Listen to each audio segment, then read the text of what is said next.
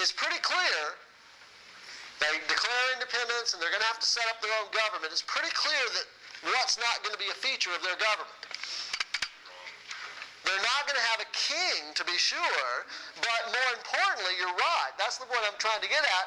The king was the executive. Right? So their perception that their loss of rights and liberties came at the hands of a king, yes, but more broadly, it was the result of abuses of executive authority. So they're very distrustful of executive authority. That's why in that early national period, there was no executive. And at the state level, even where they had governors, they typically had no real authority.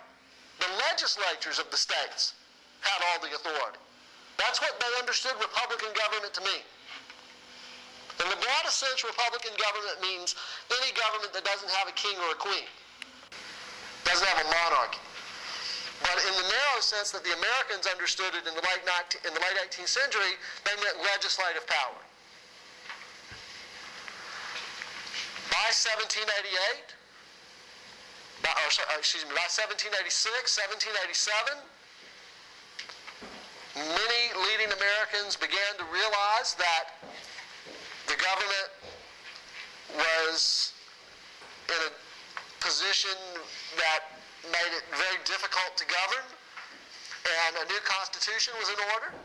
And when they wrote the new constitution, they saw fit to include an executive. Right? They created the institution of the presidency. But they were still imagining, because their colonial experience was still fresh, they were still imagining a very, very weak executive. One bit of evidence that in addition to the letters that we can look at, like the thing we just looked at from Madison, other letters written by Madison and others who, Jefferson and others, their clear preference is for legislative power, right, and weak executive arrangements. Hamilton may have been an exception. Hamilton was an exception. He had a preference for executive arrangements, but that's Hamilton. He's an exception. Most of them had preferences for legislative power and very, very weak executives. One bit of evidence, in addition to all the letters and writings that we can look at sort of surrounding the Constitution, the ratification of the Constitution, the Federalist Papers, etc., we can look at the Constitution itself. If we compare Article 1 of the Constitution, which is the article that deals with Congress, to Article 2, the article that deals with the presidency, just compare the verbiage. Article 1 is much longer than Article 2. That reflects their preference for legislative power and legislative arrangements. And if we compare the list of powers found in Article 1, by the way, it would be Article 1, Section 8 of the Constitution. If you want to know what the delegated powers of Congress are, it's Article 1, Section 8 of the Constitution. We compare that list of powers delegated to Congress to the list of powers that are delegated to the presidency, there's no comparison. In fact, you're looking at it on the screen. These are the powers that are delegated to the president by Article 2 of the Constitution. It's not a very long list, is it? It's not very impressive.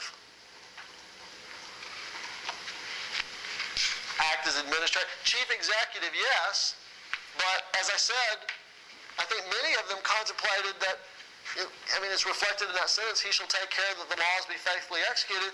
It's really almost sort of a ministerial post, isn't it? It almost sounds ministerial, like he's going to administer the will of Congress.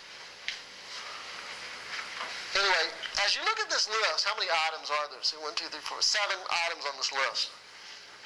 There's only one of them that the president can exercise unilaterally by himself. Which one is it? Like without having to share the power with some other officer or some other branch of government. Pardons. The power to grant pardons. That's the only one that the president can exercise unilaterally. Now, that doesn't mean there aren't limitations on it. There are political limitations on the president's power to grant pardons. There's no constitutional limitations. But there are political limitations. What would be, like, theoretically the president can pardon anybody? What if a president sort of went nuts and started pardoning people that most people think shouldn't be pardoned? Probably have a real political price to pay. By the way, that's why politically controversial pardons wait until the end of a president's term. It happens every president, right? George W. Bush, Bill Clinton, George Bush 1, they all leave those pardons till the last couple of weeks of their presidency, the ones that are politically controversial. So there's political limits, but there are no constitutional limits on that.